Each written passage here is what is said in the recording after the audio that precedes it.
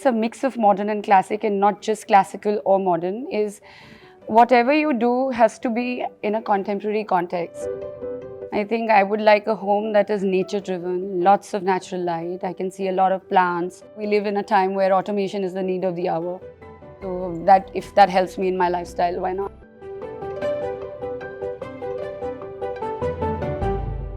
From my personal observation, your work is a mix of classical and modern. How do you define your personal style, and do you think it's evolved over the years, or it's been something that you started with? Well, it definitely starts from the fact that I've always been very inspired by history. And architecture history has been my favorite subjects in my college as well. And I have grown up with watching a lot of period drama. I mean, I used to crave, I remember this website that we used to download movies and all the British classics, the BBC classics, and I would just escape into those classics for hours. So I think that has largely influenced a lot of my work, what it is right now. Also, I feel that it's why I say it's a mix of modern and classic and not just classical or modern, is whatever you do has to be in a contemporary context. Like, we live in a world where social media, digital advent, so many things are technology driven, and also at the same time, the lifestyles, the pace of our lifestyles is very fast. We really don't have the time to appreciate very small little details that an artisan took 20, 30 years to make. So all that has to be translated in your work today, and I think that is what gives birth to a new style of work, or at least it is what makes it a little different, or makes my style, Right. You've designed some of the most luxurious homes in Delhi, India, and even internationally. How do you define luxury? Well, luxury, I feel, unfortunately, is a very beaten word. I mean, while I was driving from my office to this place, there's a luxury restaurant, there's a luxury hotel, there's a luxury furniture, luxury carpets, luxury this, luxury that. I think what really the word actually has lost its meaning, but what it means to me is absolutely masterful attention to detail. And I think that is what something is, it's going to make your work exclusive. Because not everybody, see, in my office we're about 75 to 80 people, but we take very less projects in a year.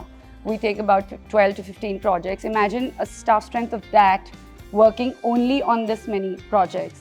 Imagine the amount of detailing and the attention to little corners of what we do is happening in the office. To me, that is luxury. Luxury is not really spending a lot of money, opulence. It's really about, how much attention to detail have you given, customization, tailor-making it specifically to the purpose. So I think that to me is luxury. What I want to also do with you today is just talk about you. There's not a lot of information about you there. You're a very private person, I know that.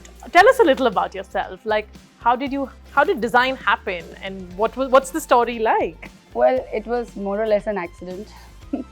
I was actually planning to become a doctor. Wow. Yeah, and almost appeared for exams, and my aunt is a doctor.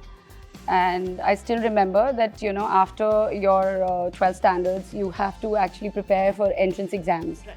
So you have to take a leave of absence, or you have to just apply for a temporary college.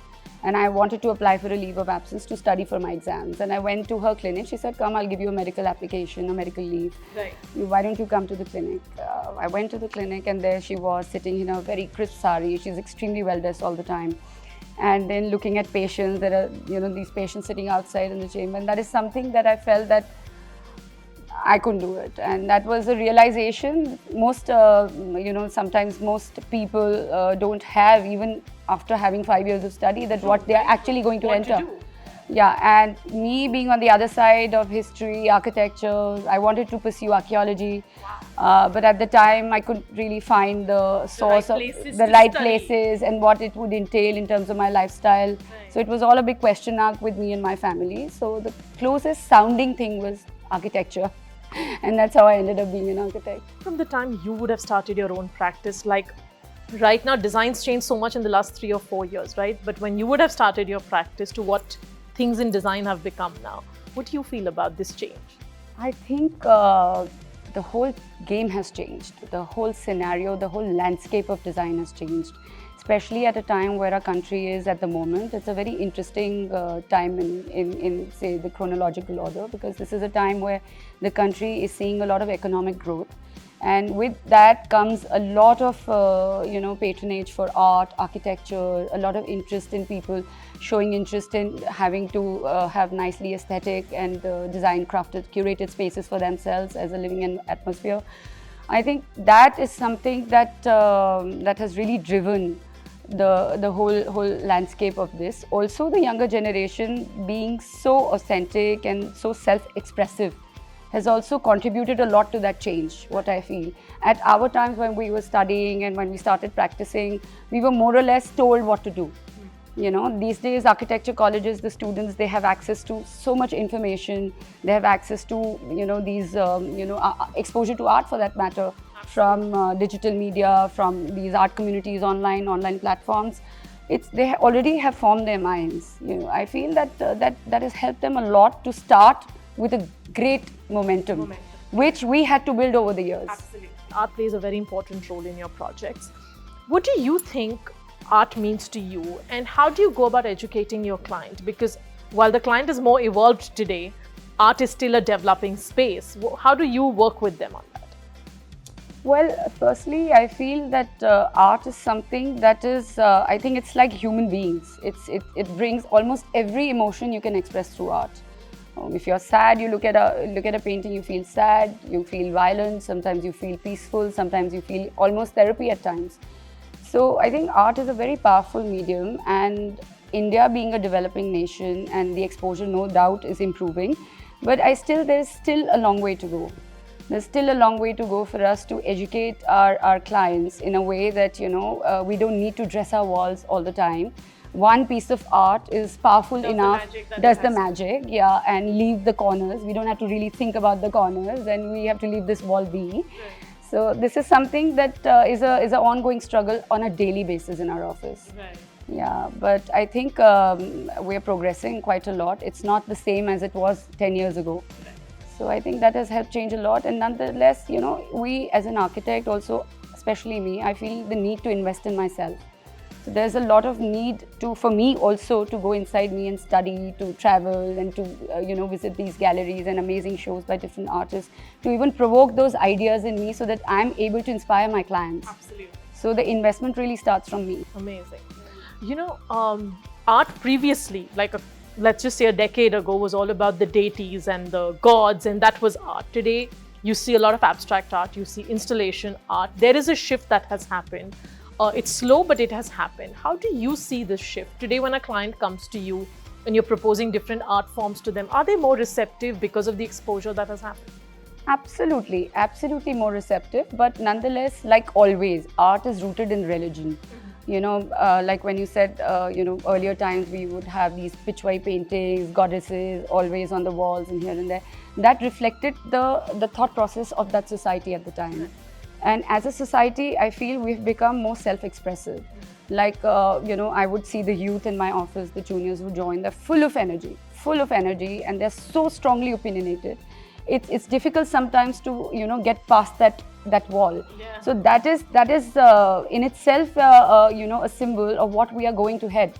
And art is nothing but a medium where we express ourselves in a way, So when you talk of abstract art, I think abstract art is also very interesting to me because it does not give you a definitive answer. Right. There's always the allure of the unknown. The unknown, exactly. Right.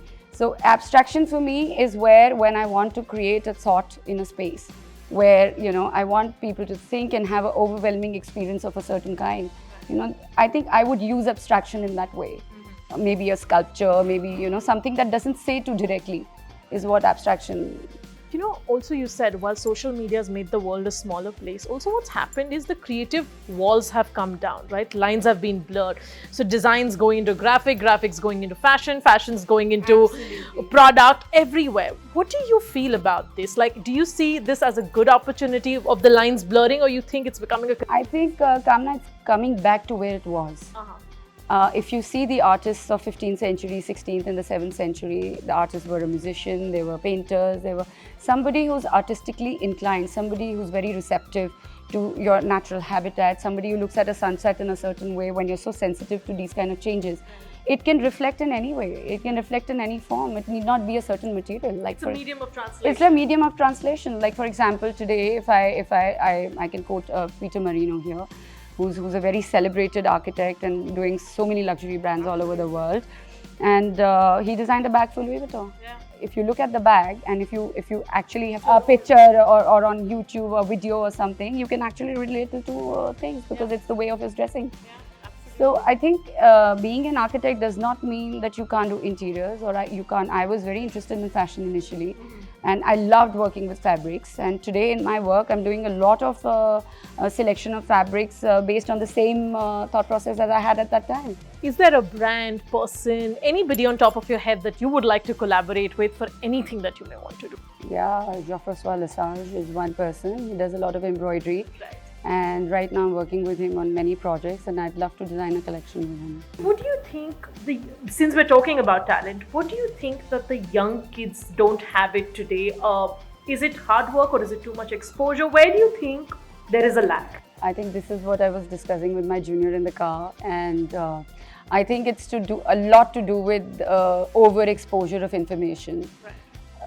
They are exposed to so many things, and everything looks so glossy and glamorous that how to get there and get there fast. Yes. What's the shortest way to What's get the shortest way? I mean, they don't care about hard work. Yes. Oh, no. What do you Smart hard work. Smart work. We are here for smart work. But how do you get smart if you don't do the work? Absolutely. So this is a challenge that we face with this younger generation. Also, for every little thing, there now is ChatGPT, there's Pinterest, there's this, there's that. I tried banning one or two things in the office, didn't work. So we are still struggling within ourselves. I encourage them to read a lot of books. We have a very cute little library section in the office where I encourage them to open the books at times, but I'm sorry. I'm sorry. I think it's like I'm trying to teach them a language that they don't want to learn. You work very actively with Hands as a brand. If you have to give me one word or one sentence for the brand, ideally a word, what would that be? Oh, ideally a word. I think elegance. Super. Thank you, Aparna, for being a part of this conversation. As always, I've had a pleasure chatting with you. Thank you so much. Thank you.